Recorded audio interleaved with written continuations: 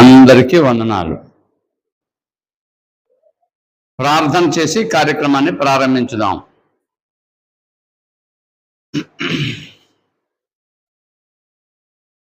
మా ప్రభు అయిన యేసుక్రీస్తు వారికి తండ్రి అయిన దేవా, ఆ ప్రభువును బట్టి ఆయన నామం ద్వారా మాకును తండ్రి మీకు స్తోత్రాలు. ఆరాధించటానికి చేరి వచ్చిన ప్రతి బిడ్డని జ్ఞాపకం చేసుకోండి. మీరు కోరినట్టుగా ఆరాధించడానికి మాకు నేర్పించండి. హేబెలు మిమ్మల్ని ఆరాధించాడు. హేబెలును అతని అర్పణను మీరు అంగీకరించారు. అలాగే అబ్రహాము మీరు చెప్పినట్టుగా చేశాడు. అబ్రహామును అంగీకరించారు. యోబు యథార్థంగా జీవించాడు. యోబుని రెండంతల ఆశీర్వాదానికి పాత్రనుగా చేశారు. మేము కూడా మీ సన్నిధికి ఆరాధించడానికి వచ్చాం. ఎవరు ఎలా ఆరాధిస్తున్నారు అనేది మాత్రమే మీరు చూస్తారు. మా భక్తి, మా విశ్వాసము, మా ప్రయాస కేవలం లోక సంబంధంగా కాక శాశ్వతంగా మీతో ఉండడానికి మేము సిద్ధపడేలాగా, దాని కొరకు మాత్రమే మేము భక్తి కలిగి ఉండడానికి, ప్రయాసపడటానికి, ఆరాధించడానికి మాకు నేర్పించమని మనవి చేస్తున్నాం. మీ సన్నిధికి ఎవరైతే సిద్ధపడి వచ్చారో వారందరినీ జ్ఞాపకం చేసుకొని ఆశీర్వదించండి. ఎవరు మీ సన్నిధికి సమయానికి రాలేకపోయారో వారిని జ్ఞాపకం చేసుకొని రాబోయే రోజుల్లో క్రమంగాను మర్యాదగాను మీ సన్నిధికి సిద్ధపడి వచ్చేలాగా నేర్పించమని ప్రార్థిస్తున్నాం. ప్రత్యేకంగా కీర్తన ద్వారా మిమ్మల్ని స్తుతించబోతా ఉన్నాం. గ్రంథంలో వ్రాయబడిన మాటలు చదువుకోబోతా ఉన్నాం. అలాగే నేర్చుకోబోతా ఉన్నాం. ప్రభు బలలో పాల్గొనబోతున్నాం. కానుకలు ఇవ్వడానికి సిద్ధంగా ఉన్నాం. ఈ భాగ్యాన్ని మాకు కలుగు చేసినందుకు మీకు స్తోత్రాలు. మేము గొప్ప వంశపు వారమనో భక్తి కలిగిన వారమనో కాక కేవలం మీరు కృప చూపించి మీ కుమారుణ్ణి అంగీకరించినందుచేత ఈ అవకాశం మాకు కల్పించినందుకు స్తోత్రాలు. మా స్నేహితులు, బంధువులు, ఇరుగు పొరుగు వారు అనేకులు ఈ మార్గంలో లేనందుకు మేము చింతిస్తున్నాం. వారికి మా కార్యాల ద్వారా, మా ఆరాధన ద్వారా మీ దగ్గరకు వచ్చే అవకాశం మేము కల్పించినందుకు మమ్మల్ని క్షమించండి. అంతేకాదు, మమ్మల్ని బట్టి కొందరు మీకు దూరం అయితే మేము మీ సన్నిధిలో క్షమాపణ అడుగుతున్నాం. మేము అతిశయించకుండగా మమ్మల్ని మేము తగ్గించుకుంటూ మీ సన్నిధిలో మాత్రమే గాక మనుషులందరి ముందు విధేయత కలిగి జీవించేలాగా మీ కుమారుణ్ణి మేము కనబరచగలిగేలాగా మాకు నేర్పించమని ప్రార్థిస్తున్నాం. మరొకసారి ఇక్కడ చేరిన వారందరినీ దీవించండి. రావలసిన వారిని నడిపించండి. ఎక్కడైనా పొరపాటు ఉంటే దయతో క్షమించండి. పొరపాటు లేకుండా జీవించడానికి మాకు నేర్పించండి. మా రక్షకుడైన యేసుక్రీస్తు వారి నామం ద్వారా ఈ ప్రార్థన మీ సన్నిధిలో విన్నవించుచున్నాము తండ్రి. ఎఫెసీ పత్రిక 2వ అధ్యాయము 14, 15, 16 వచనాలు. క్రీస్తు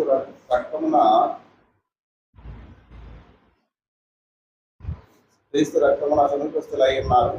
ఆయన మన సమాధానమునై నుండి నీకును మాకును ఉండిన ద్వేషమును, అనగా ఇది రూపకమైన జ్ఞానులు గల ధర్మశాస్త్రమును తన శరీరమందు కొట్టివేయుట చేత మధ్యగోడను పడగొట్టి మన ఉభయములను ఏకము చేసెను. ఇట్లు సంధి చేయుచు ఈ ఇద్దరిని తన యందు ఒక్క నూతన పురుషునిగా సృష్టించి మన శిలువ వలన ఆ ద్వేషమును సంహరించి దాని ద్వారా వీరిద్దరిని ఏక శరీరంగా చేసి దేవునితో సమాధానపరచవలనని ఇలాగూ చేశాను కనుక ఆయనే మనకు సమాధానకరుడై ఉన్నాడు. మనం చదువుకున్న భాగంలో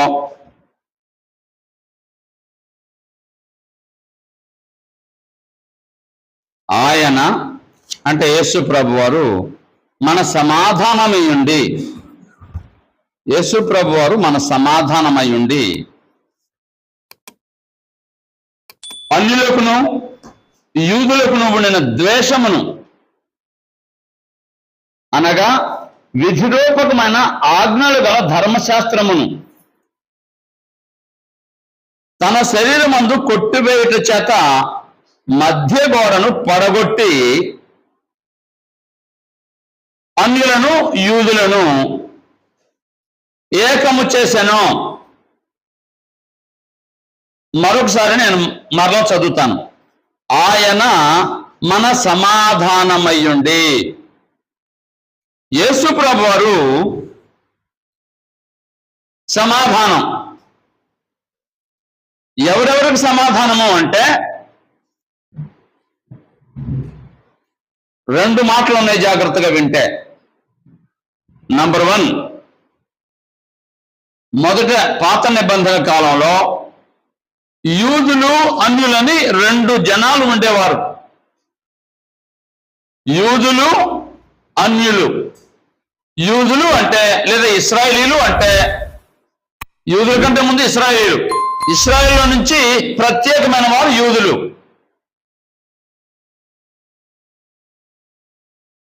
ఇశ్రాయేలుకి అన్యులకి మధ్యలో ఏముంది? ద్వేషం ఉంది. ఏంటి? ఎలా వచ్చింది అంటే దేవుడే ఏం చెప్పాడంటే, నీవు అన్యులతో సహవాసం చేయకూడదు. అన్యులతో సహవాసం చేయడమే కాదు, ఇచ్చి పుచ్చుకోకూడదు. అంటే పిల్లల్ని ఇవ్వకూడదు, పిల్లల్ని చేసుకోకూడదు, సహవాసం చేయకూడదు, ఇచ్చి పుచ్చుకోకూడదు. అంతేకాదండి, ఇంకా పెద్ద మాట ఉంది, ముట్టుకోకూడదు. ఏంటి ఇది? ఎవరు చెప్పారు? దేవుడే చెప్పాడు. అంటే ఇశ్రాయేలు అనే వారిని ప్రత్యేకంగా ఉంచడానికి, నా ప్రజలు ఇలా ఉంటారు, దేవుని ప్రజలు, దేవుని నమ్మిన వారు ఇలా ఉంటారని చెప్పడానికి వారిని ప్రత్యేకమైన జనంగా ఏర్పాటు చేశాడు. అన్యులతో సహవాసం చేయకండి, అన్యుల పిల్లల్ని చేసుకోకండి, అన్యులకు మీ పిల్లల్ని ఇవ్వకండి, కనీసం ముట్టుకోవద్దు వారిని. చదవండి అన్నమాట. అపోస్తల కార్యాల గ్రంథం, అపోస్తల కార్యాల గ్రంథం 10వ అధ్యాయము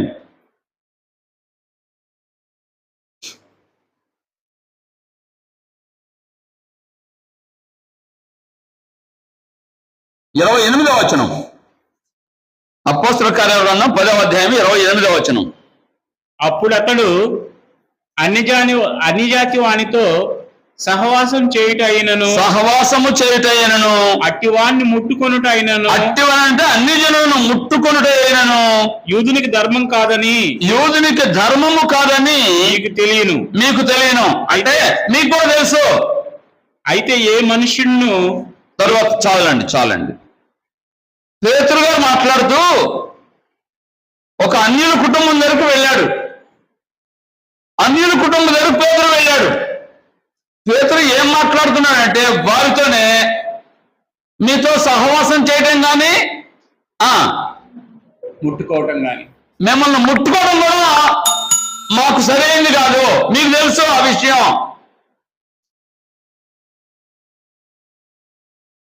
ఒకప్పుడు అస్పృశ్యత అని ఉండేది, ఇప్పుడు లేదని పూర్ణంగా నేను చెప్పను. అయితే అప్పటితో పోల్చుకుంటే ఇప్పుడు చాలా బెటర్. భ్రష్టుడా దూరంగా ఉండు, సమీపించుకో అని అలా ఉంచేవారు. ఎక్కడి నుంచి వచ్చింది అనుకుంటున్నారు ఇది? ప్రతి దానికి మూలం బైబిలే. అయితే దేవుడు చెప్పిన ఉద్దేశం వేరు, తరువాత అది రూపం మార్చుకొని భయంకరంగా మారింది. మనిషిగా కూడా చూడలేదు. ఇప్పుడు కాదు, ఇది ఇంచుమించుగా 3000 సంవత్సరాల వెనక సంగతి నేను మాట్లాడుతున్నాను.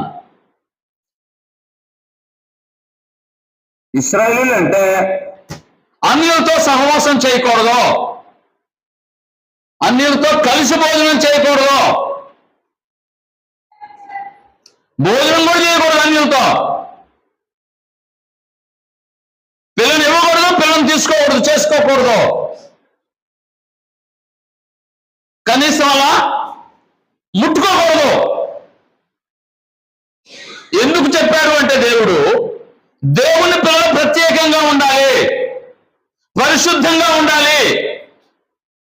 పరిశుద్ధంగా ఉన్నప్పుడు అపవిత్రులను ముట్టుకోకూడదు, అది ఉద్దేశం. శుభ్రం లేని వారిని ముట్టుకోకూడదు అని. అనాగరిక కాలంలో యూదులకు నాగరికత నేర్పించాడు దేవుడు, గుర్తుపెట్టుకోండి. ప్రపంచ నాగరికత ఐగుప్తులో ఉందని చెప్పుకునేవారు పూర్వకాలంలో, కానీ అది నాగరికత అని చరిత్ర చెప్తుంది, కానీ సరైన నాగరికత కాదు. ఎందుకు సరైన నాగరికత కాదు అంటే ఐగుప్తు దేశంలో బానిసత్వం ఉంది. ఎంత భయంకరమైన బానిసత్వం అంటే, బానిసని అంటే మనిషిని కొన్న తర్వాత వాడిని ఏం చేసినా ఎవరూ ఏమనడానికి లేదు. ఇశ్రాయేల్ మధ్యలో కూడా బానిసత్వం ఉంది, కానీ ఇశ్రాయేలుకి బానిసత్వం ఉన్నా వారిని మనిషిగా చూడాలి. అవసరమైతే ఆ బానిసను కొనుక్కున్న తర్వాత, ఇంకా చెప్పాలంటే సున్నతి చేసిన తర్వాత వాడు ఇంటిలో వాడుగా ఉంటాడు. ఆ వ్యత్యాసం లేదు. కానీ ఐగుప్తుల మధ్యలో ఉన్నటువంటి బానిసత్వం ఎంత భయంకరమైందంటే మనిషిని మనిషిగా చూడరు. కనుక ఐగుప్తు నాగరికత కంటే కూడా ఇశ్రాయేలు నాగరికత చాలా చాలా శ్రేష్టమైంది. ఎంత ఉన్నతమైందంటే బానిసకి కూడా కొన్ని హద్దులు ఉన్నాయి. ధర్మశాస్త్రంలో దేవుడు ఇచ్చాడు. మీరు ఎవరినైనా కొంటే బానిసగా ఉంచితే వాళ్ళు ఇలా చూడాలి, ఇలా చూడాలి, మానవత్వం లేకుండా చూడకూడదు అని హద్దులు పెట్టాడు, షరతులు విధించాడు.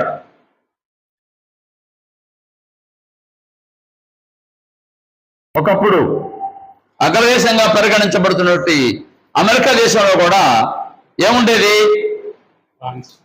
జాతి వివక్ష ఉండేది, నల్లవారు తెల్లవారు అని. వీరిని మనుషులుగా చూసేవారు కాదు. ఒక ప్రెసిడెంట్ వచ్చి దాన్ని రద్దు చేశాడు. మీకు తెలుసు. నేను ఎందుకు మాట్లాడుతానంటే ఇవన్నీ పూర్వకాలం నుంచి వస్తూ వచ్చాయి. దేవుడు ఇశ్రాయేలుతో మాట్లాడిన మాట ఏంటంటే వారితో సహవాసం చేయకండి, వారికి పిల్లనివ్వకండి, పిల్లల్ని తీసుకోవద్దు, వారితో ముట్టుకోకూడదు అని చెప్పి ధర్మశాస్త్రంలో చెప్పాడు దేవుడు. అది అయితే అది పాత నిబంధన. యేసు ప్రభు రాక మునుపు చరిత్ర. వారి మధ్యలో ద్వేషం ఉండేది. అసలు యూదుల గురించి ప్రపంచం ఏం మాట్లాడుకునేది, ఇప్పుడు కూడా మాట్లాడుకునే మాట ఏంటో తెలుసా? దేవుడు మాట్లాడిన మాట, ప్రపంచం మాట్లాడుతున్న మాట. హిట్లర్ ఎందుకు యూదులను ఊచకోత కోసాడు చెప్పండి? హిట్లర్. అలాగే రోము సైన్యాధిపతి టైటస్ ఊచకోత కోయించాడు యూదుల్ని.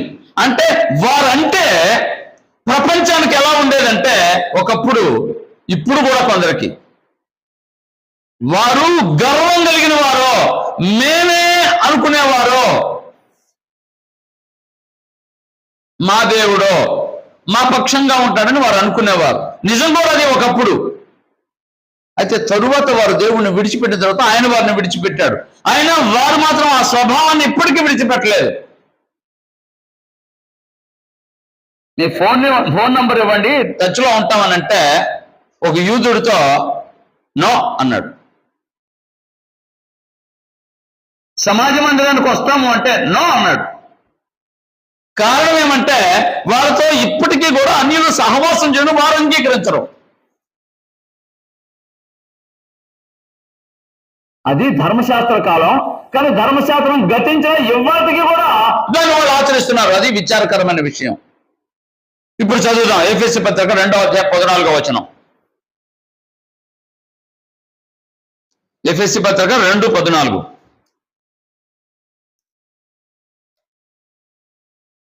ఆయన అంటే యేసు ప్రభు మన సమాధానమై ఉండి మీకును మాకును ఉండిన ద్వేషమును అనగా విధిరూపకమైన ఆజ్ఞలు గల ధర్మశాస్త్రమే మీకు మాకు విరోధం పెట్టింది అని అంటారు పౌలు గారు. దేవుడే చెప్పారు అలా ఉండమని.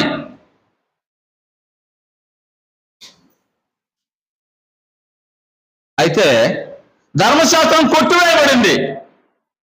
అక్కడే చదవను, మరలా చదువుతాను. అనగా విధిరూపకమైన ఆజ్ఞలు గల ధర్మశాస్త్రమును తన శరీరమందు కొట్టివేయట చేత మధ్య గోడను పడగొట్టి ఉభయులను ఏకము చేశాను. అన్యులు యూదులు అనే వ్యత్యాసం లేకుండా, అంటే తారతమ్యం లేకుండా ఇద్దరు ఏం చేశాడు? ఒక్కటి చేశాడు. ఒక్కటంటే ఎక్కడ చేశాడు? ఒక్కటి ఆయన సంఘమందు చేశాడు ఒక్కటిగా. ఇవాళ ప్రపంచంలో క్రైస్తవ్యం అనేది ఎంత భ్రష్టు పట్టిపోయిందంటే యూదులు అన్యులు వ్యత్యాసం లేకుండా అందరూ ఒక్క శరీరం, ఒక్క సంఘంగా ఉన్నామని దేవుడు కోరుకున్నాడు. దేవుడి సంకల్పం అది. కానీ విచారకరమైన విషయం ఏమంటే క్రైస్తవ్యం అభివృద్ధి చెందుతుంది లేదా విస్తరిస్తుంది అని భ్రమపడే చాలా మంది ఏమనుకుంటున్నారంటే ముక్కలు చేసి ఒకటిగా ఉండాలనే సంఘాన్ని ఏం చేశారంటే ముక్కలు చేసి వ్యాపారంగా మార్చివేశారు.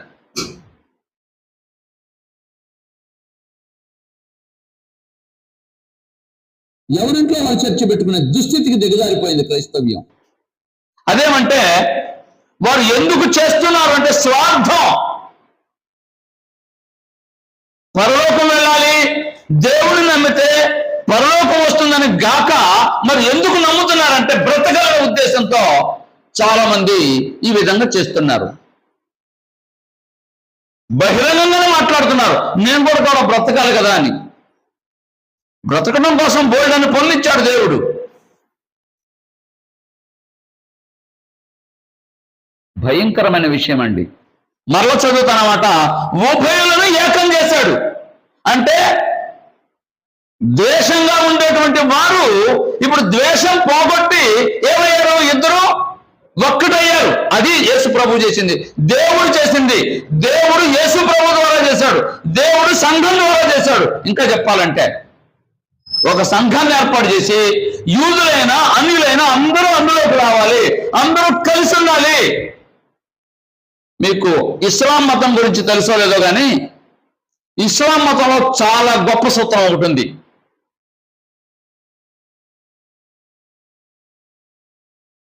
ఇస్లాం మతంలో ఒక గొప్ప సూత్రం ఉంది. ఏంటో తెలుసా? రాజైనా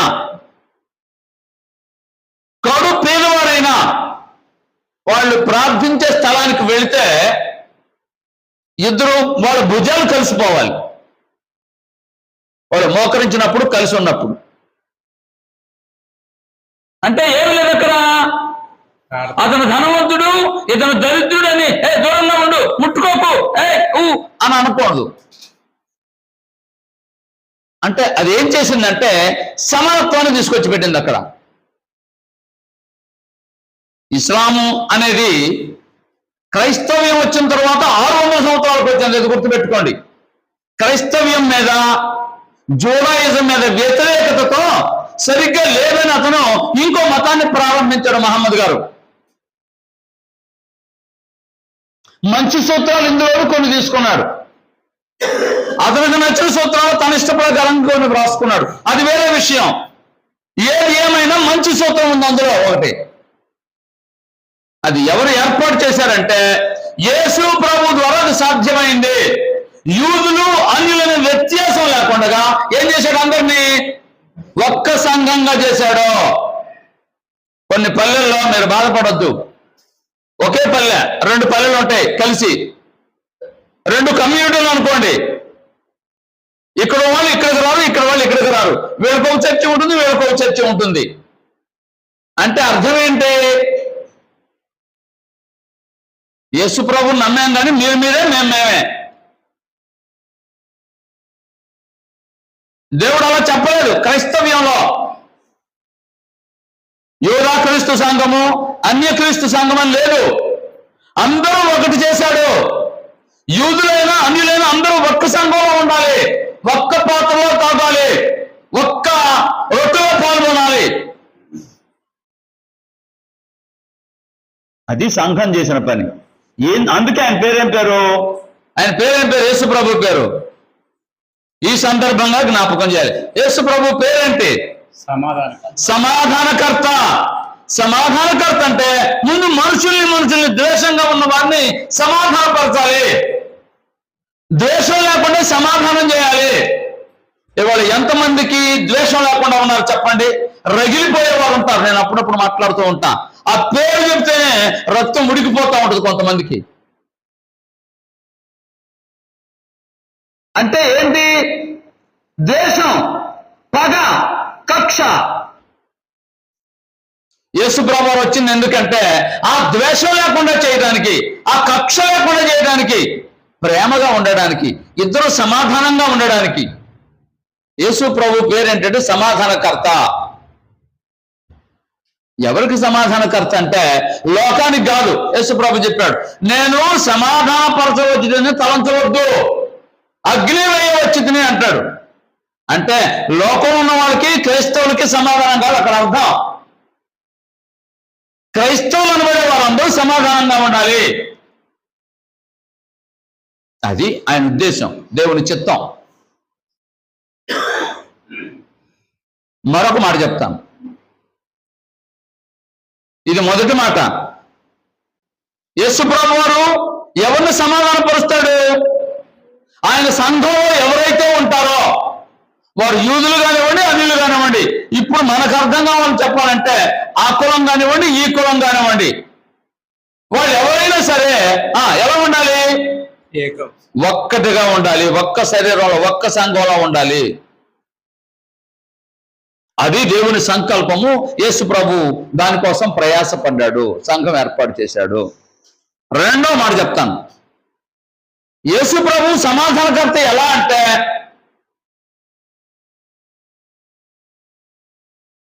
అసలు సమాధానం అనే మాటకు అర్థం తెలియాలిగా ముందు. సమాధానము అనే మాటకు అర్థం ఏంటంటే ద్వేషమును పోగొట్టుట.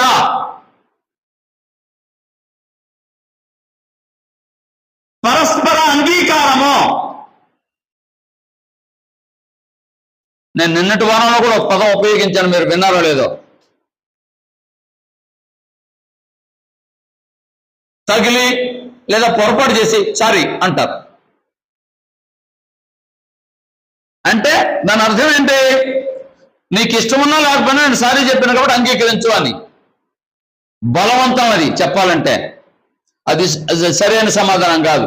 సమాధానము అంటే ఆగి, పొరపాటు అయిపోయింది, నేను తప్పు జరిగింది, నన్ను శిక్షకు అర్హుణ్ణి, మీరు శిక్షిస్తే నేను శిక్షణ అనుభవించాలి, తప్పు జరిగింది కాబట్టి.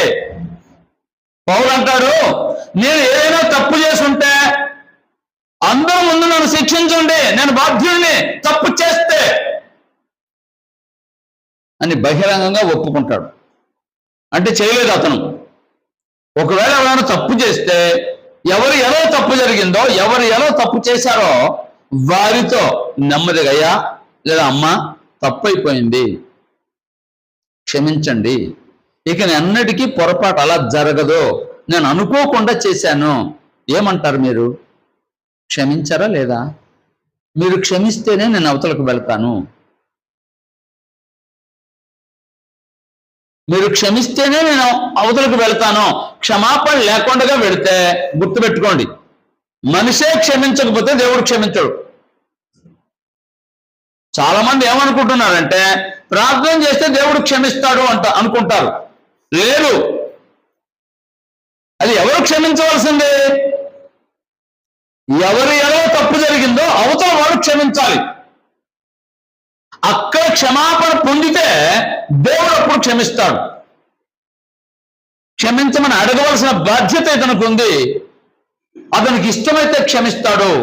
ఒకవేళ ఇష్టం లేకపోతే నిన్ను శిక్షించాలి అంటే ఏం చేయాలి? అప్పుడు నువ్వు శిక్షించేది అంటే నేను సారీ చెప్పాను కదా అని తిరస్కరించడం కాదు. ధన్యవాదాలంటే ఏదో గంభీరంగా మాట్లాడి తప్పించుకోవడం కాదు, భయపెట్టడం కాదు అవతలని. అవతల కోపం వస్తే ఆ కోపము లేకుండా సమాధానపరచాలి.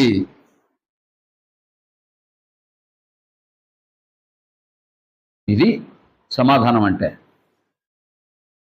హీబ్రూ మూల భాషలో ఏమని వ్రాయబడిందంటే ఇప్పుడు నేను చెప్పిన విధంగా వ్రాయబడింది. దాని భావన అసలు అది అవతల వ్యక్తి అంగీకరిస్తేనే నువ్వు క్షమించబడినట్టు. నేను క్షమించాను అని అతను అంగీకరిస్తేనే నువ్వు క్షమించమన్నట్టు. లేకుంటే క్షమాపణ లేదు నీకు. అందుకే పరిశుద్ధాత్ముడు ఏం చెప్పాడో తెలుసా? ఏ విషయంలోనూ మీరు అచ్చి ఉండవద్దు అంటే అప్పు ఉండవద్దు. అప్పు చేసామనుకో, అప్పు తీర్చలేదంటే నువ్వేంటి? సరైన క్రైస్తవుడు కాదు, క్రైస్తవురాలవు కాదు. తీర్చలేకపోవడం అది వేరే విషయం. చాలాసార్లు మనం చేసే పని ఏంటంటే విడిచిపెడతా ఉంటాం. దేవుడు విడిచిపెట్టడు, గుర్తుపెట్టుకోండి. ఏ విషయంలో అచ్చి ఉండవద్దు అంటే అప్పు ఉండవద్దు. క్షమాపణ విషయంలో కూడా నేను ఇంకో మాట జ్ఞాపకం చేస్తాను. జక్కయ్య ఉన్నాడు. జక్కయ్య ఆయన పేరు. లూకాసు వార్త 19వ అధ్యాయంలో ఆయన యేసుప్రభుని చేర్చుకున్నాడు.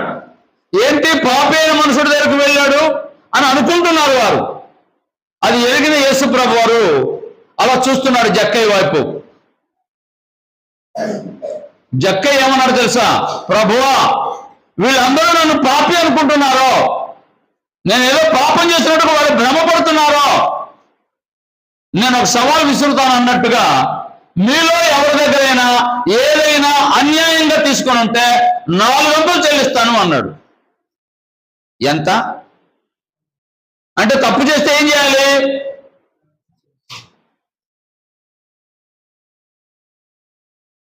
తప్పించుకోవడం కాదు. ఎవరి దగ్గరైనా నేను ఏదైనా అన్యాయంగా తీసుకున్నా, గుర్తుపెట్టుకోండి, అన్యాయంగా ఏదైనా తీసుకొని ఉంటే, న్యాయంగా తీసుకుంటే అది తప్పు కాదు. అన్యాయంగా తీసుకొని ఉంటే ఎంత చెల్లిస్తాను? 4 అంతలు చెల్లిస్తాను అన్నాడు. ఎవరైనా ముందుకు వచ్చారా అక్కడ? నా దగ్గర ₹1,00,000 తీసుకున్నావు అన్యాయంగా, నా దగ్గర 5 లక్షలు తీసుకున్నావు, లేకపోతే నా దగ్గర అంత తీసుకున్నావు ఇంత తీసుకున్నావు, అతని మీద పడాలి తొందరగా పడి. ఎవరూ రాలేదు. ఎందుకని? అతను అన్యాయం చేయలేదు. ధర్మశాస్త్రాన్ని ఎరిగినవాడు. వ్యాపారం చేసుకుంటున్నాడు. వ్యాపారం చేయడం తప్పు కాదు, పని చేయడం తప్పు కాదు, ఉద్యోగం చేయడం తప్పు కాదు. వారి వారి విధులు అవి.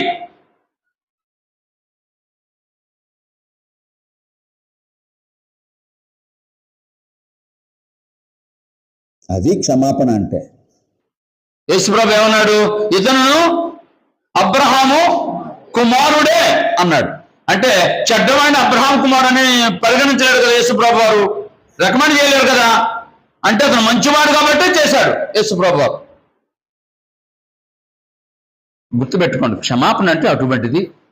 ఎవరికైనా ఏదైనా అన్యాయం చేస్తే, ఏదైనా తప్పు చేస్తే వాళ్లతో వెళ్ళి సమాధాన పడవలసిన అవసరత ఉంది. దేన్ని బట్టి అంటే దేవుని బట్టి. క్షమాపణ లేకపోతే, క్షమాపణ లేకుండా చనిపోతే లోకంలో సామెతలు ఉన్నాయి.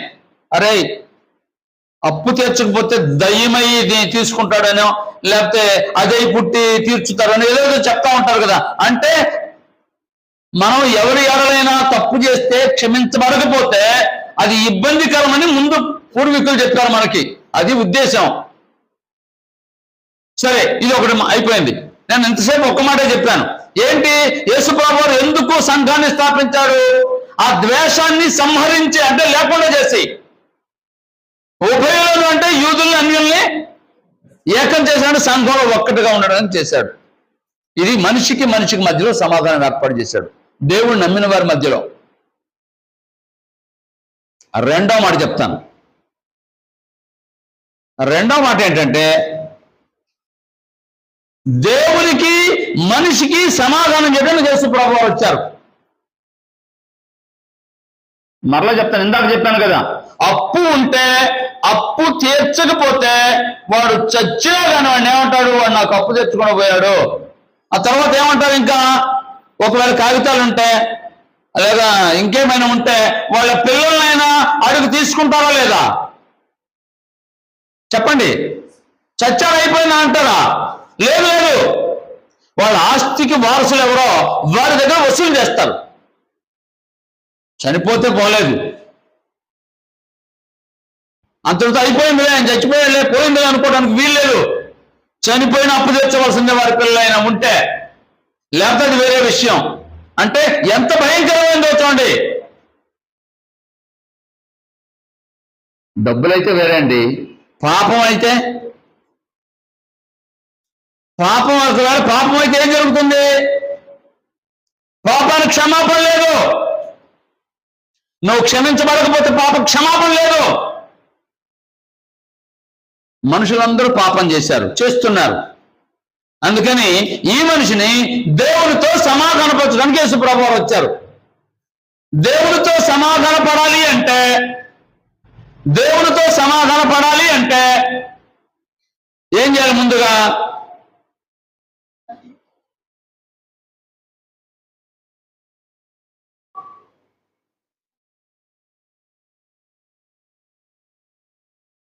విడిపించాలి. ముందు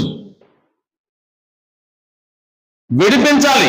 నేను ఒక సామెత చెప్తాను, సామెత కాదు, ఒక దేశంలో జరిగిన చరిత్ర చెప్తాను.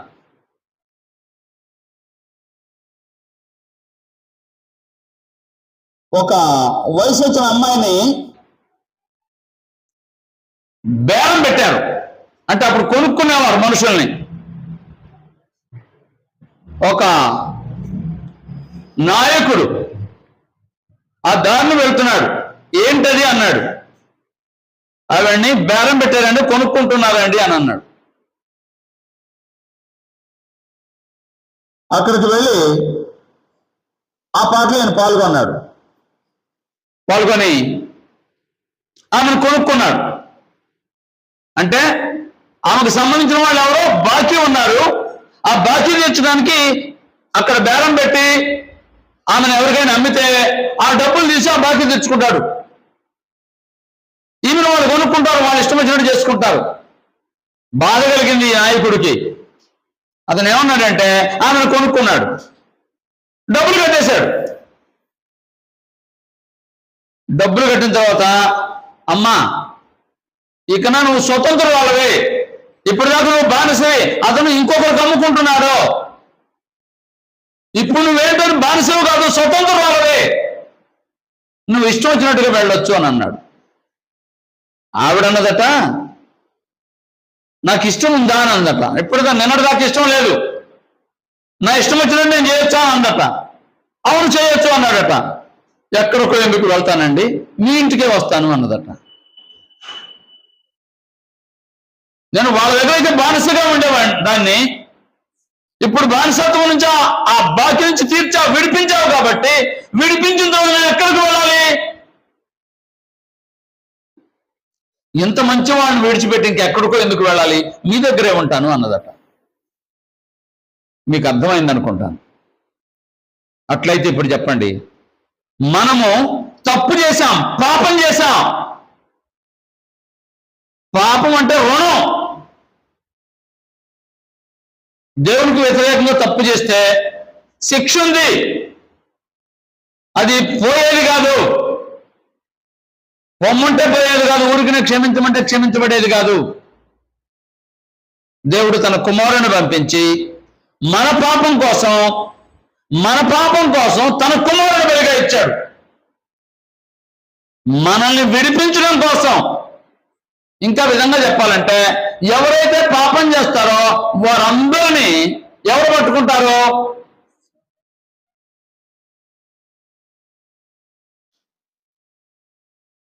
పాతాళం ఏం చేస్తుందో తెలుసా? పట్టుకుంటున్నాడు పాపం చేసిన వాళ్ళని. అయస్కాంతము ఇనుమును ఆకర్షించినట్టుగా పాతాళము ఎవరు పాపం చేశారో వాళ్ళని పట్టుకుంటుందట.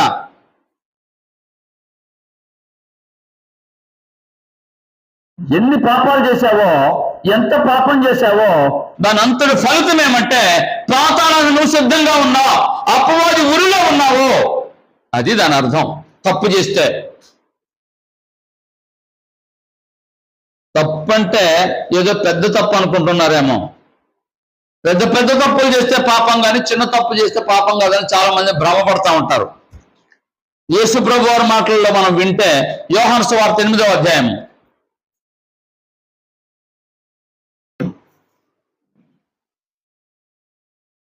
యోహాను సువార్త 8వ అధ్యాయం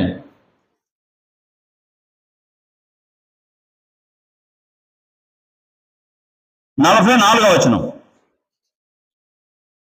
యోహాను సువార్త 8వ అధ్యాయం 44వ వచనం. మీరు మీ తండ్రి యొక్క అపవాది సంబంధులు, మీ తండ్రి దురాశలు నెరవేర్చగోర్చున్నారు.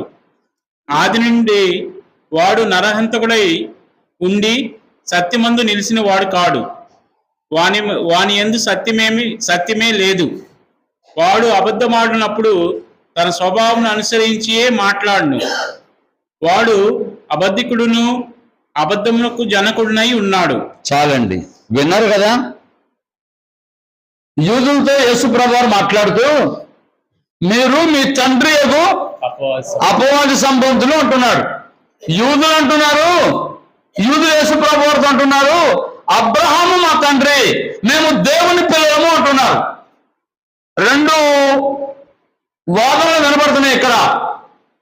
యూదులేమో మేము దేవుని పిల్లలమే, అబ్రహాము సంతానము అని యూదులు అంటున్నారు.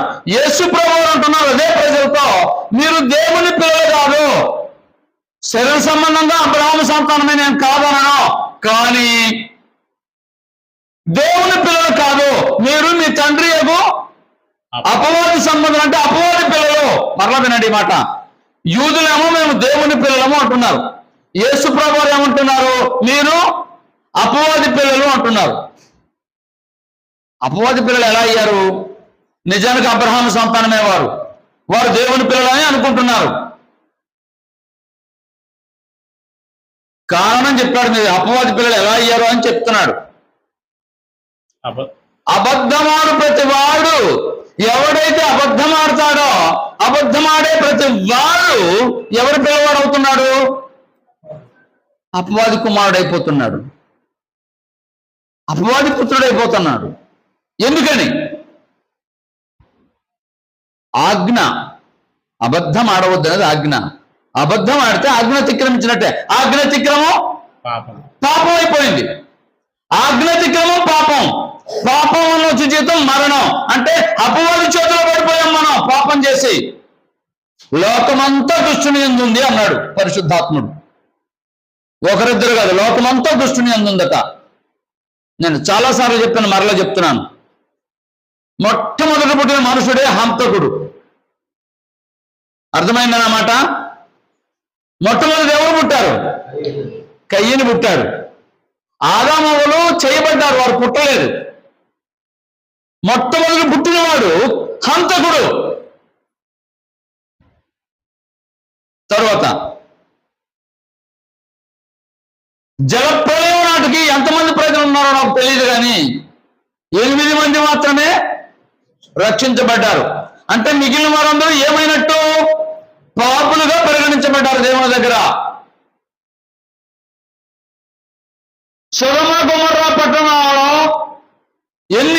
వేల మంది లక్షల మంది ఉన్నారు నాకు తెలియదు, కానీ గ్రంథం చెప్పలేదు. ఎంతమంది రక్షించబడ్డారు?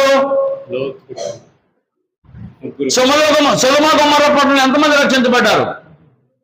అక్కడేమో 8 మంది, ఆ తర్వాత కొంతకాలానికి 3.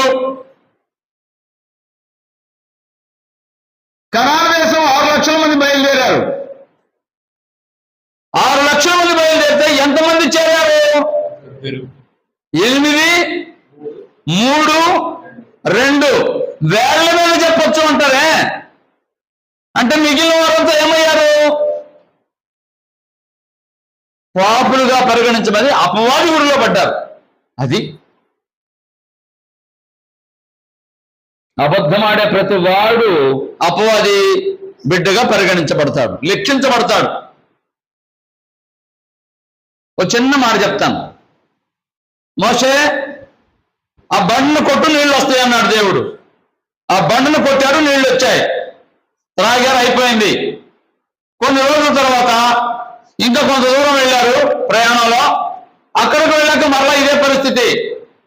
అయ్యా నీళ్లు లేవు అన్నాడు, మంచినీళ్ళు లేవు అన్నాడు. మోషే ఆ బండతో మాట్లాడు అన్నాడు దేవుడు. ఇందాకేమన్నాడు? కొట్టు అన్నాడు, నీళ్ళు వచ్చాయి. మరోసారి ఏమన్నాడు? ఆ బండతో మాట్లాడు అన్నాడు.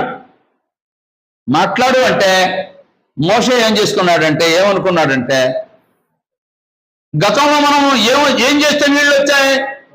బండను కొట్టాను, బండ చీలింది అంటే పగిలింది, 2గా విడిపోయింది, అందులో నుంచి నీళ్ళు వచ్చాయి. బండతో మాట్లాడితే నీళ్ళు ఎలా వస్తాయి? అది చీలాలి, అంటే 2గా విడిపోవాలి అంటే ఏం చేయాలి? కొట్టాలి అనుకున్నాడు. మరలా చెప్తాను ఈ మాట. బండను కొడితే నీళ్ళు వస్తాయి అనుభవించాడు కాబట్టి, ఒకరోజు చూశాడు కాబట్టి. మరలా మాట్లాడుకున్నాడు ఏంటి? ఆయన మర్చిపోయాడేమో. నీళ్లు రావాలంటే బండను కొట్టాలి అనుకుని దేవుని మాటను విడిచిపెట్టి ఈయన అభిప్రాయాన్ని అక్కడ జోడించి బండను కొట్టాడు మాట్లాడకుండా. వెంటనే దేవుడు ఏమన్నాడంటే, మోషే నేను మాట్లాడమంటే కొట్టావు, నీవు నా మాట నమ్మలేదు, కాబట్టి కనాను దేశం వెళ్ళడానికి వీల్లేదు అన్నాడు. గత 80 సంవత్సరాలుగా, ఇంకా చెప్పాలంటే 120 సంవత్సరాలుగా ఆ కనాను దేశం వెళ్ళటానికే కలలు అన్నాడు, ప్రయాసపడ్డాడు. 120 సంవత్సరాల ప్రయాస ఓ చిన్న పనితో, ఏం పని అది? మాట్లాడడానికి బదులుగా కొట్టినందు చేత కనాను దేశం రావడానికి వీల్లేదు అంటే, అయ్యా నన్ను క్షమించు, నేను చూడాలని ఉంది, ఆశగా ఉంది, ఒకసారి వస్తానయ్యా అని అన్నాడు. మోషే ఇంకొకసారి మాట్లాడొద్దు అన్నాడు, ఇంకొకసారి మాట్లాడొద్దు ఈ విషయం అన్నాడు. ఇప్పుడు చెప్పండి దేవుని దగ్గర ఎలా ఉండాలో? ఎట్లా పడితే అట్లా ప్రవర్తిస్తూ సాయంకాలం వచ్చి ప్రార్థన చేసుకుని అయ్యా నన్ను క్షమించంటే క్షమిస్తాడని అనుకుంటున్నారు. క్షమించడానికి నేను భయపెట్టడం లేదండి. క్షమించబడాలి అంటే ముందు ఆయనతో నువ్వు సమాధానం ఏర్పాటు చేసుకోవాలి, సమ్మతపరచుకోవాలి. పెళ్ళైనడు తెలుస్తుంది. చిన్న చిన్న అభిప్రాయ భేదాలు వస్తాయి రావా? ఏం చేస్తారు? ఏదో ఒక విధం చేత ఆమె కానీ ఈయన కానీ సారీ అన్నారనుకో, బిగుసు కూర్చుంటారు అవతల వాళ్ళు, ఇంకా బెడ్ చేస్తారు. ఎంత చేసినా చివరికి ఎవరో ఒకరు ఒప్పిస్తారు, అవతల వాళ్ళని ఒప్పిస్తారండి. ఒప్పించినప్పుడు మాత్రమే వారి మధ్యలో సమాధానం. ఒప్పించలేదు అనుకోండి, ఏం జరుగుతుంది? ఇంట్లో వస్తువులను పెరిగిపోతా ఉంటాయి, పరిస్థితులు బాగుండవు. కారణం ఏంటంటే వారి మధ్యలో ఏమి లేదు. మీకు అందరికీ తెలుసు కాబట్టి కుటుంబాల్లో వ్యవహారం.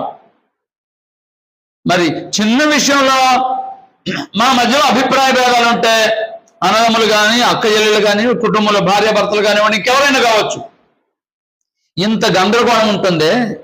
దేవుడితో ఊరికి ఒక మాట అంటే అయిపోతుందా? అందుకని ఏం చేయాలంటే ఆయనతో సమ్మతపరచుకోవాలి. సమ్మతపరచుకోవాలంటే దేవుడు తన కుమారుడు పంపించి ఆయన రక్తం చిందించాడు. ఆయన రక్తం దగ్గరికి వచ్చాయా, మీ కుమారుని పంపించారు నా కోసం, ఆయన రక్తం ద్వారా నన్ను విమోచించండి. నేను ఏం చేయాలి? నేను ఏం చేస్తే నా పాపం క్షమించబడుతుంది, నేను ఏం చేస్తే క్షమించబడతాను అని ఆయనతో మాట్లాడుకుంటే దావీదు అన్నాడు, తప్పు చేశాడు. ప్రవక్త వచ్చి హెచ్చరించాడు. ఏం చేశాడు? అయ్యా క్షమించాను అనలేదు, పశ్చాత్తాపడ్డాడు. అయ్యా తప్పైపోయింది, నన్ను క్షమించు, అది చెయ్యి ఇది చెయ్యి, అలా ఇలా ఇలా ఏడ్చి దేవుని సన్నిధిలో ప్రార్థిస్తే అప్పుడు ఆయన మళ్ళా ప్రవక్తను పంపించి నేను క్షమించాను అన్నాడు. నేను మరలా చెప్తాను ఈ మాట. క్షమించబడాలి అంటే అవతల ముందు విమోచించబడాలి, విడిపించబడాలి. అవతల చేతిలో ఉన్నావు, అవతల వారి చేతిలో ఉన్నావు, అవతల వారి చేతిలో ఉంటే అక్కడి నుంచి రావాలంటే ఏం చేయాలి?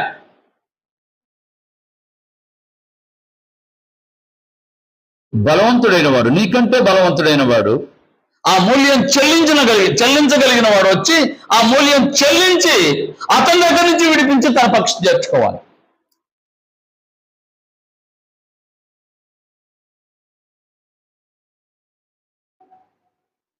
అపవాది ఉరులో మనం ఉన్నాం, అపవాది చెరలో మనం ఉన్నాం. అటువంటి మనల్ని యేసు ప్రభు రక్తం ద్వారా కడిగి పవిత్రపరిచి అక్కడి నుంచి విడిపించిన తర్వాత అప్పుడు దేవునితో సమాధానం వస్తుంది మనకి. అది సమాధానం అంటే. యేసు ప్రభు ఎందుకు వచ్చారు? 2 కారణాలు చెప్పాను. ఒకటి, సంఘంలో మనుషుల మధ్య సమాధానం ఉండాలి, వ్యత్యాసం ఉండకూడదు, అభిప్రాయ భేదాలు ఉండకూడదు. లోకం సంగతి వేరు, దేవుని ఆరాధించే దగ్గర ఒక్క మనసుగా ఉండాలి మనం. నేను చెప్పిందే వినాలనేది కాదు. గ్రంథం ఏం చెప్పిందో గ్రంథాన్ని అనుసరించి నడుచుకోవడానికి మనం అందరం ఏకీభవించాలి.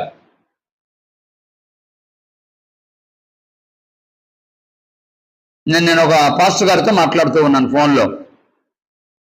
గ్రంథం ఇలా ఉంది కదా అన్నాను. ఆయన అన్నమాట ఏంటో తెలుసా? గ్రంథం గ్రంథం అంటున్నారు, గ్రంథంలో ఉన్నట్టుగా ఎవరు చేస్తున్నారండి అన్నాడు.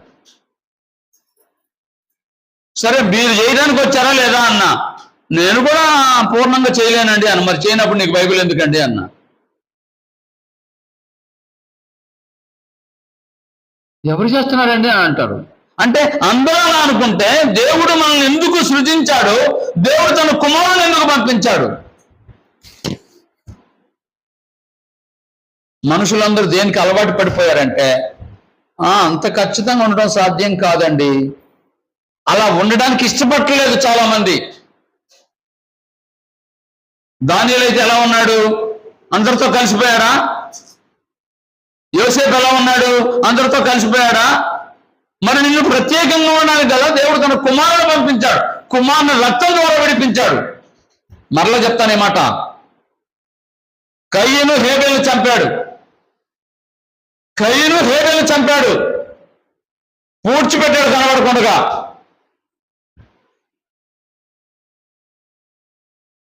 అయిపోయింది, ఎవరు చూడలేదు అనుకున్నాడు. ఎవరు చూడలేదు అనుకోండి, నిజంగా ఎవరు కనబడలా.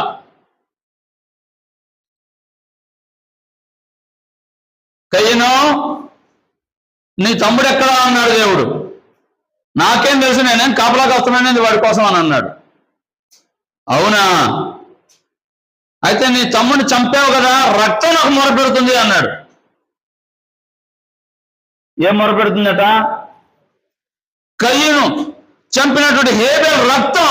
అయ్యా నేనేం చేయలేదు, మిమ్మల్ని ఆరాధించాను, నా ఆరాధన మీరు అంగీకరించారు. మా అన్నయ్య కోపం వచ్చింది, నన్ను చంపాడు, భూమి మీద లేకుండా మిమ్మల్ని ఆరాధించకుండా చేశాడు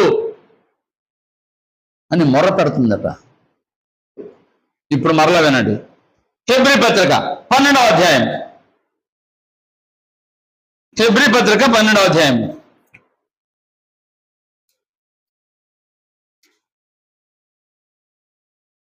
24వ వచనం.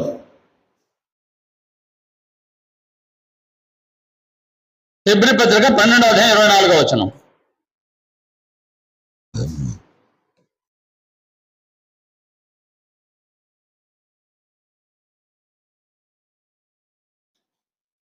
కొత్త నిబంధనకు మధ్యవర్తి అయిన యేసునొద్దకు హేబేలు కంటే మరి శ్రేష్టంగా పలుకు ప్రోక్షణ రక్తమునకు మీరు వచ్చి ఉన్నారు. వినండి, హేబేలు రక్తం మొరపెట్టిందండి దేవునికి. హేబేలు కంటే ప్రోక్షణ రక్తం హేబేలు కంటే శ్రేష్టమైన రక్తం ఇది. ఎవరిది? యేసు ప్రభు రక్తం నీ కోసం చిందించబడింది. అంటే హేబేలు రక్తమే మొర్రపెట్టినట్లయితే దేవుడు తన కుమారుని భూమి మీదకు పంపిస్తే ఆ కుమారుడు రక్తం చిందించాడు అంటే ఆ రక్తం ఏం చేస్తుంది నీ మీద? ఇప్పుడు ఆలోచించండి, రక్తం ఏం చేస్తుంది నీ మీద? రెండు పనులు చేస్తుంది. నీవు ఆయనకి ఇష్టమైనట్టుగా జీవిస్తే నీ పక్షంగా దేవుడికి విజ్ఞాపన చేస్తుంది క్షమించమని. ఒకవేళ నీవు ఆయన ఇష్ట ప్రకారంగా జీవించకపోతే, ఆయనకి వ్యతిరేకంగా నువ్వు ఆలోచిస్తే, కార్యాలు నిర్వహిస్తూ ఉంటే ఆ రక్తం ఏం చేస్తుంది? హేబేలు రక్తమే మొర్రపెట్టినట్లయితే అయ్యా అని మొర్రపెట్టినట్లయితే క్రీస్తు ప్రభు రక్తం మొరపెట్టదా? ఏమని మొరపెడుతుంది? అతని కోసం నేను రక్తం చెందించాను. నా రక్తాన్ని విలువ లేకుండా చేశాడు అతను. ఈ కొడుకు పుట్టకపోయినా బాగుండు అని అనేవాడు ఉన్నారా లేరా? ఎందుకయ్యా కన్నాను, ఏడిపిస్తున్నాడు ఆయన, ఏడ్చేవాడు ఉన్నారు తల్లిదండ్రులు. అంటే బిడ్డలు తల్లిదండ్రుల మాట వినకపోతే ఏడుస్తూ ఉంటారు తల్లిదండ్రులు. నీకోసం రక్తం కార్చిన యేసు ప్రభు వారు, నీవు ఆయన మాట వినకపోతే, ఆయన మాట ప్రకారంగా జీవించకపోతే ఏం చేస్తాడు ఆయన? చదువుదాం ఆ మాట హెబ్రీ పత్రికలోనే.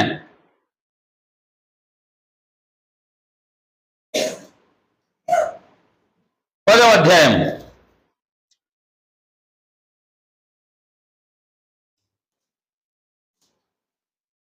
29వ వచనం.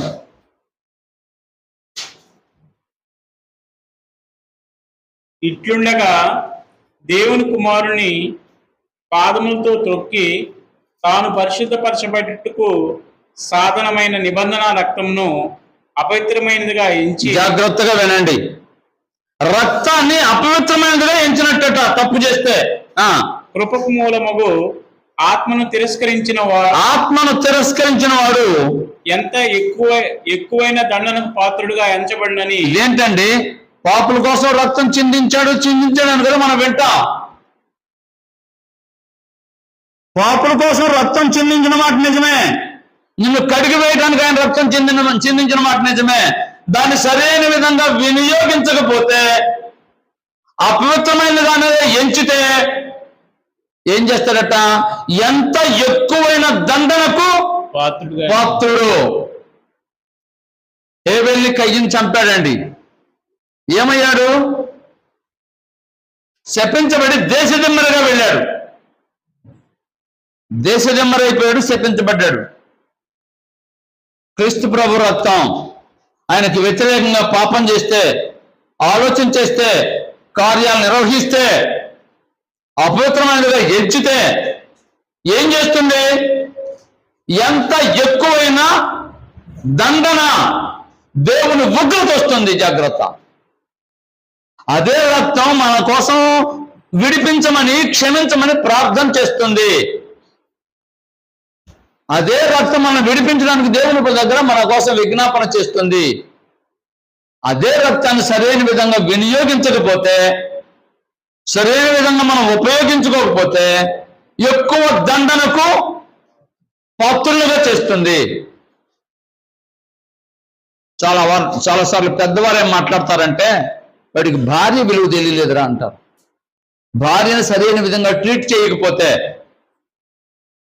విలువ తెలియలేదు, కాపురం నిలవదు. పిల్లల విలువ తెలియలేదురా వాడికి, పిల్లలను పెంచడం చేత కాకపోతే. తల్లిదండ్రుల విలువ తెలియలేదురా వాడికి, తల్లిదండ్రులు సరైన విధంగా చూడకపోతే. ఉద్యోగం విలువ తెలియలేదురా పోగొట్టుకుంటే. ఇలా మాట్లాడుతూ ఉంటారు. అంటే దాని విలువ తెలిసి ప్రవర్తించాలి. క్రీస్తు ప్రభు రక్తం మనల్ని క్షమించడానికి ఉపయోగపడుతుంది. అదే రక్తం మనల్ని శిక్షించడానికి కూడా ఉపయోగపడుతుంది. ఆ మాట కూడా చదివి ముగిస్తాను. మత్తయి సువార్త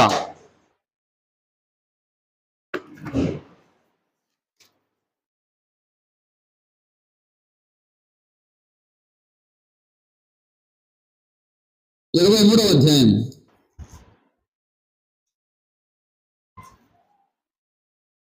35వ వచనం.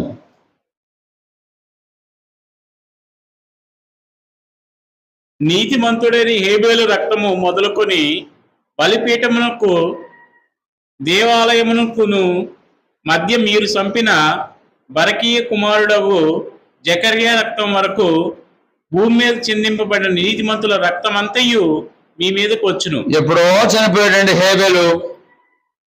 4000 సంవత్సరాలు యేసు ప్రభు కాలం నాటికి 4000 సంవత్సరాల నాడు చనిపోయినట్టు హేబేలు రక్తం యొక్క ఏంటది ప్రభావం ఎవరి మీదకి వస్తుందట? యేసు ప్రభు కాలంలో మనుషులు ఉన్నారే, ఆయన మాట వినడం లేదే, ఆయన మాటను అంగీకరించడం లేదే, అంగీకరించిన వారి మీదకి ఆ ప్రభావం వస్తుందట. వారి రక్తమే ఆయన మీద ప్రభావం చూపిస్తే దేవుని కుమారుడు పరలోకం నుంచి దిగి వచ్చిన వాడు రక్తం చిందిస్తే ఆ రక్తం ప్రభావం ఇంకెంత భయంకరంగా ఉంటుంది.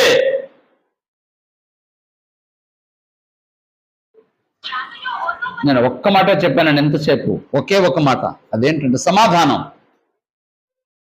అన్యులకి యూదులకు మధ్యలో క్రీస్తు ప్రభు ద్వారా సమాధానం ఏర్పడింది. ఇంకా చెప్పాలంటే సరళంగా చెప్పాలంటే క్రీస్తు ప్రభు సంఘం ద్వారా సమాధానం ఏర్పడింది.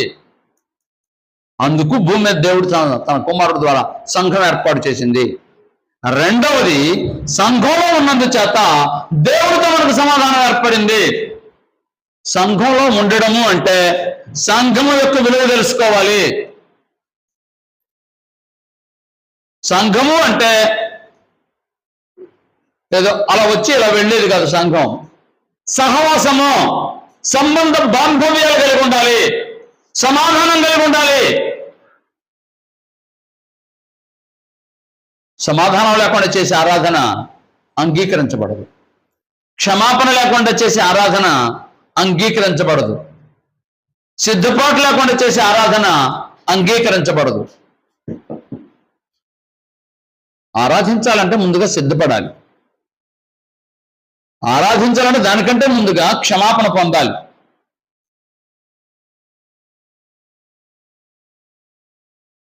అంగీకరించబడాలంటే హేబేలు అంగీకరించబడ్డాడు. హేబేలు అర్పణ అంగీకరించబడింది.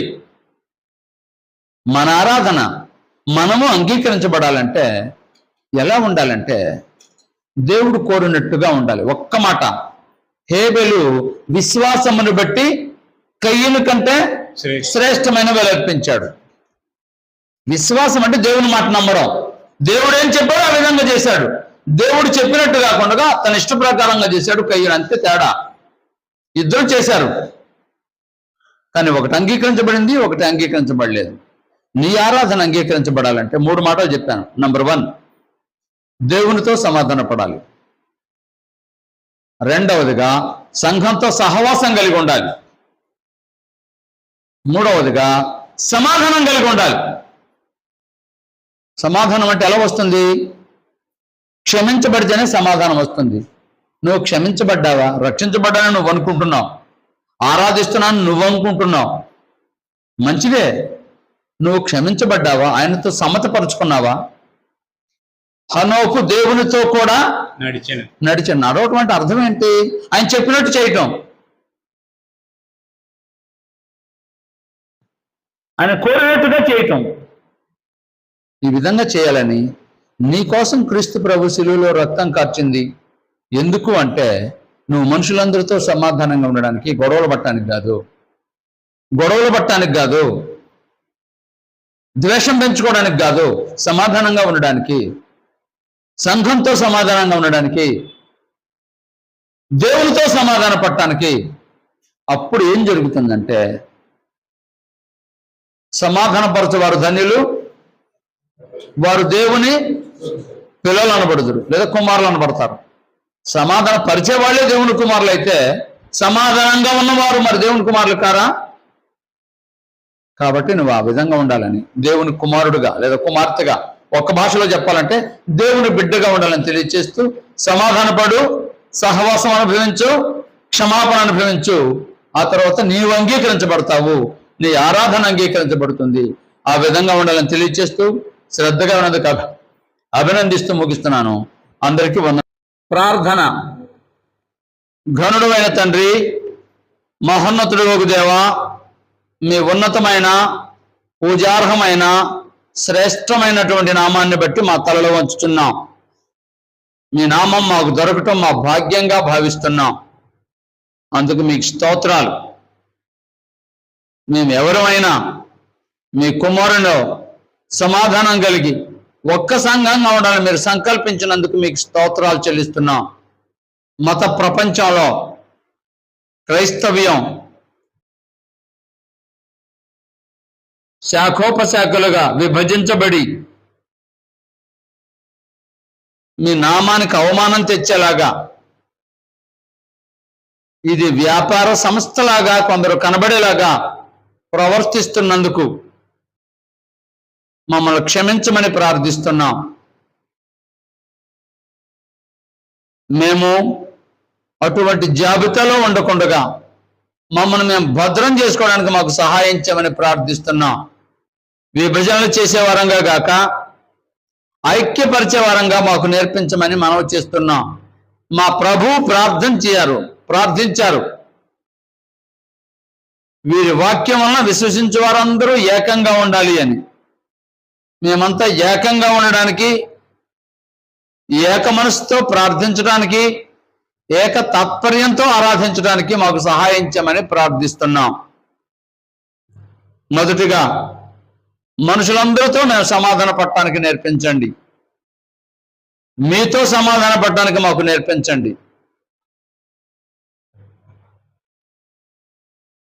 అబ్రహాము మీ సన్నిధిలో ప్రార్థించడానికి భయపడ్డాడు. మాట్లాడకుండానే, సమాధానం లేకుండానే వెళ్ళిపోయాడు.